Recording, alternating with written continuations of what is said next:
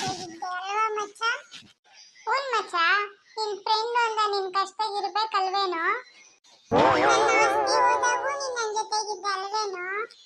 ಹ್ಞೂ ಮಚ್ಚ, ನಿನ್ ಕಷ್ಟ ನಾನು ಯಾವಾಗ್ಲೂ ನಿನ್ ಜೊತೆಗಿರ್ತೀನಿ ಕಣೋ. ನನ್ ದುಡ್ಡು, ನನ್ ಬೈಕು, ಲಕ್ಸುರಿ ಕಾರು, ನಾನು ಆಫೀಸ್ ಹೋದಾಗೂ ನೀನ್ ನನ್ ಜೊತೆಗಿದ್ದೆ ಅಲ್ವೇನೋ ಮಚ್ಚ?